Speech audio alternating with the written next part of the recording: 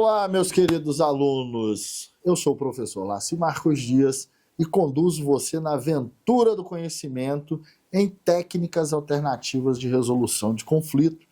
E hoje, nesta unidade, nós vamos falar sobre a mediação, especificamente da Resolução 125 do CNJ e também da Lei 13.140, de 26 de julho de 2015, que estabelece, que dispõe sobre a mediação entre as partes. E o que é a mediação?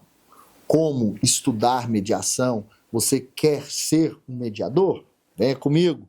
Eu vou te conduzir nessa jornada, nessa aventura do conhecimento, para que você possa cada vez mais buscar formas alternativas de resolução de conflito fora do nosso querido e amado Poder Judiciário, que também vive sobrecarregado.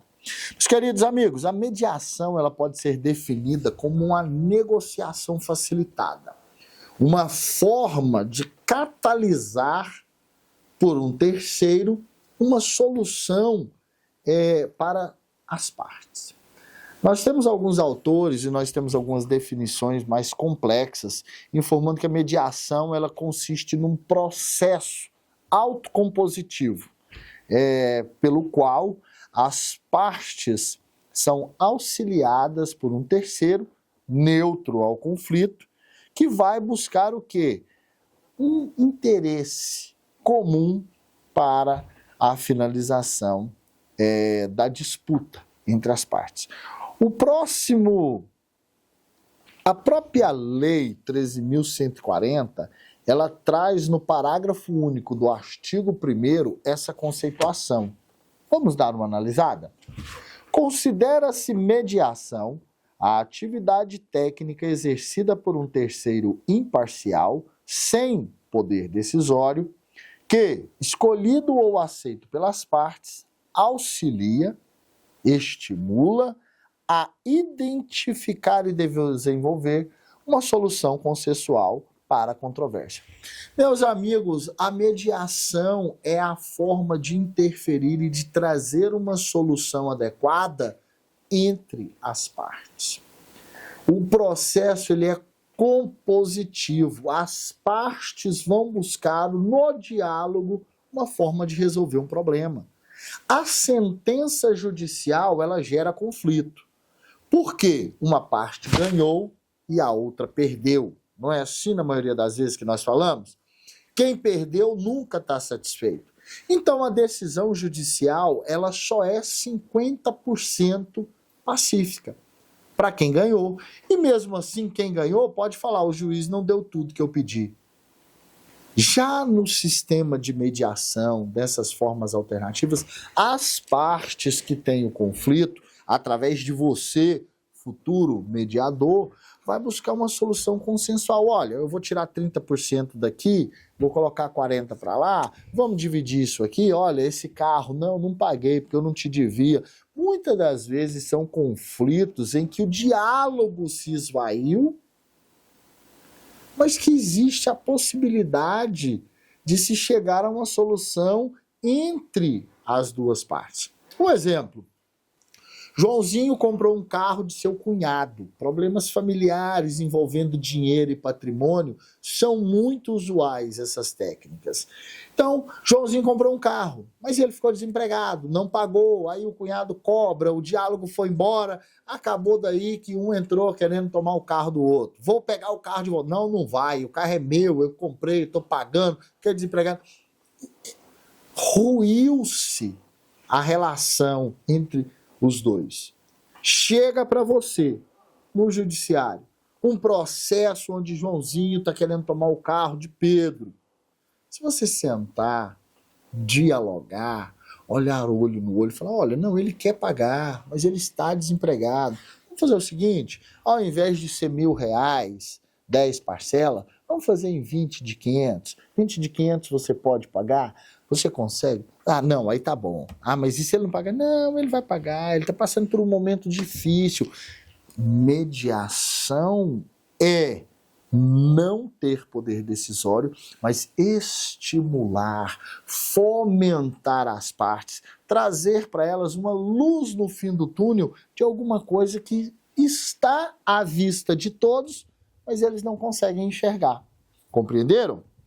Meus amigos, vamos então analisar quais são os princípios norteadores dessa atividade. O artigo 2º da Lei 13.140, ele traz como princípios da mediação imparcialidade. O que é ser imparcial? Gente, eu não tenho querer e nem vontade. Eu estou buscando uma solução para ambas as partes.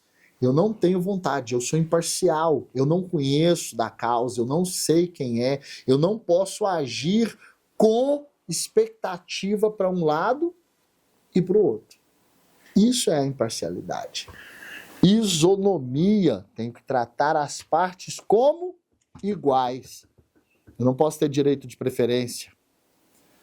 Oralidade, diálogo, saber falar, se posicionar. É um processo que não é escrito, não tem que ficar reduzindo a termo, escrevendo. Não, vamos bater um papo, vamos conversar, vamos falar. Isso é a oralidade. Informalidade. Meu amigo, não tem essa de chegar, olha, eu estou impondo a técnica. Não, informal, mais tranquilo, chegar ao mesmo nível de identidade que aquelas pessoas estão. Na maioria das vezes, pela resolução 125, todos os tribunais estabeleceram, você vai pegar pessoas que têm problemas simples, pessoas mais humildes. Então você não vai chegar com um português rebuscado, você não vai chegar com um diálogo mais complexo. Você tem que falar a língua do povo. Isso é a informalidade. Autonomia da vontade das partes. Gente, fundamental.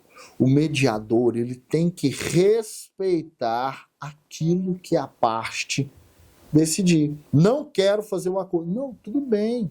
Olha, mas existe um outro caminho. Você tem que encontrar, junto com as partes, uma solução.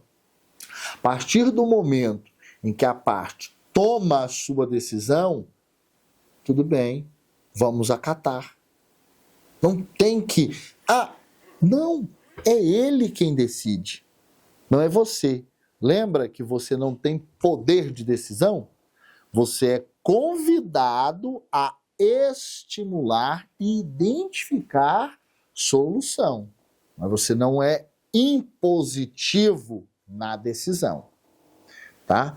Busca do consenso é tentar chegar a uma solução pacífica que seja boa para as duas partes. Como Pedrinho e José no carro. Olha, ficou desempregado, tá há 3 meses, ele não tem condição de te pagar R$1.000, mas 500 dá? Será que vocês dois chegando aí, acertando aqui, e ao invés dele te pagar mais 10 mil, pode ser 9, não, 8? R$8.000 divididos em quantas parcelas? 8? Não, é muito. Olha, eu consigo pagar R$400 por mês.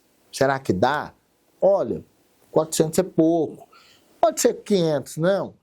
Diálogo, consenso, trazer a tranquilidade, buscar a questão de trabalhar as partes para que elas se unam em prol de uma decisão favorável, tá?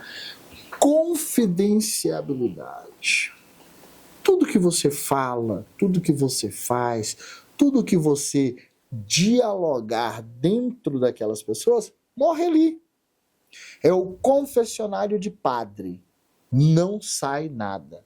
As pessoas têm que sentir segurança. Elas têm que saber que você vai ouvi-las, que você vai escutá-las e que não vai passar nada à frente. Você está ali como um facilitador, como uma pessoa que busca cada vez mais estimular o diálogo e o consenso. Boa fé.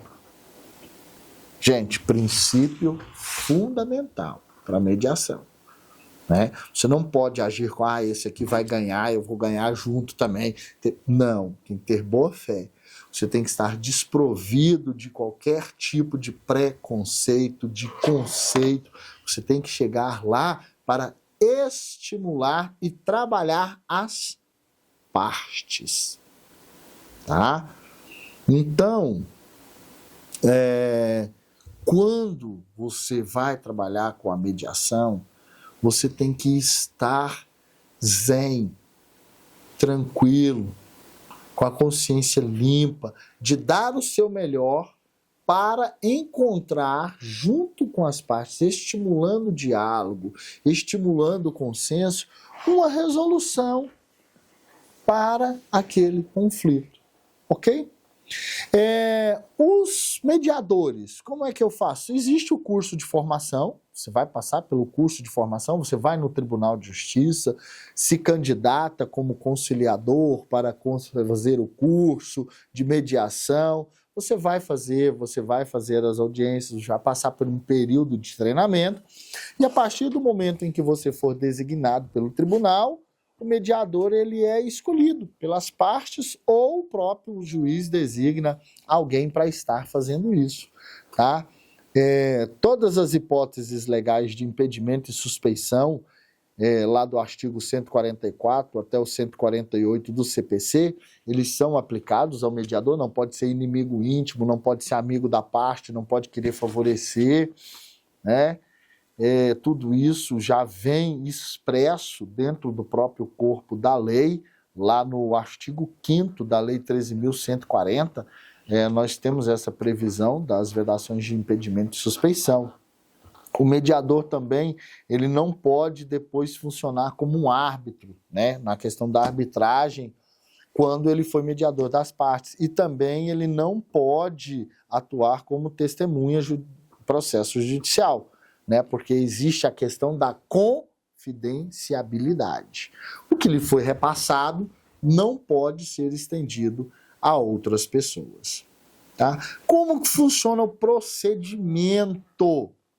O procedimento da mediação. Bem, lá a partir do artigo 14, você vai observar que a primeira reunião de mediação, o mediador deverá alertar as partes sobre, né, as regras de confidencialidade aplicáveis, informar quais são os princípios que regem a atividade e tranquilizar e fortalecer as partes de que tudo aquilo que for dito entre eles é sigiloso e será ficar resguardado. Tá? A requerimento das partes, quando se é daquela, poderão ser admitidos talvez outros mediadores em conjunto, dependendo da complexidade do assunto, conforme a previsão que nós temos no artigo 5º. E, mesmo que o processo seja arbitral ou judicial em curso, podem as partes designar a questão da mediação. Tá? A confidencialidade, ela tem algumas exceções. Apesar de ser um dos princípios expressos dentro do artigo 2º, lá no artigo 30 ao 31, a questão de confidencialidade, ela é uma informação relativa, né, quanto a terceiros, não podendo ser revelada sequer em processo arbitral ou judicial, salvo quando as partes expressamente decidirem de forma diversa, quando a sua divulgação for exigida por lei ou necessária para o cumprimento de acordo obtido pela mediação. Então, a confidencialidade, salvo as próprias partes excetuarem ou houver necessidade, ela é estrita, não se abre mão em nenhum tipo de situação. E uma questão muito interessante é que, atualmente, a própria Lei 13.140, ela abre um espaço para a União, os estados e os municípios utilizarem desses recursos para a composição. Pois bem, vejamos o artigo 32. A União, os Estados e o Distrito Federal poderão criar câmaras de prevenção de resolução administrativa de conflitos, no âmbito dos respectivos órgãos da advocacia pública, onde houver competência para dirimir conflitos entre órgãos e entidades da administração pública, avaliar a admissibilidade de pedidos de resolução de conflito por meio da composição, e a controvérsia, promover, quando couber, a celebração de termo de ajustamento de conduta. Então, essas questões do Estado, principalmente em matéria tributária, a mediação ela é muito bem-vinda em dificuldades de relacionamento, talvez na prestação de serviço entre colaboradores e a administração pública, mediação muito bem-vinda. E essa forma de resolução de conflito, ela atende a 100% da necessidade das partes. Ninguém sai infeliz. Por quê? Quem tomou a decisão foram eles, não foi um terceiro.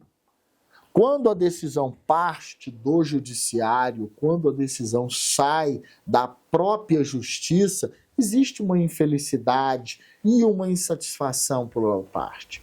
Quando você estimula que as próprias pessoas cheguem a uma solução comum, ela atende ambas as necessidades, criando assim uma expectativa, um senso de justiça que não se tem com uma sentença. Porque a sentença, ela atende uma parte, seja na prova, seja no requisito, mas o processo judicial ele é conflituoso e a decisão foi dada por um terceiro imparcial, ok, mas a outra parte se sentiu prejudicada. Ah, eu ganhei o processo, ele perdeu. Aqui não há esse sentimento. Aqui existe, nós resolvemos o conflito. Nós chegamos a uma solução. Nós demos finalização a uma determinada questão que agora foi pacificada. Não deixem de ler o material de apoio, não deixem de estudar a nossa querida e amada Lei 13.140 e a Resolução 125 do CNJ, que estabelece em todos os tribunais o incentivo à conciliação e à mediação. Façam os seus exercícios e muito obrigado pela atenção de todos vocês. Até uma próxima oportunidade nessa aventura do conhecimento, ao qual nós chamamos de formas alternativas de resolução de conflitos.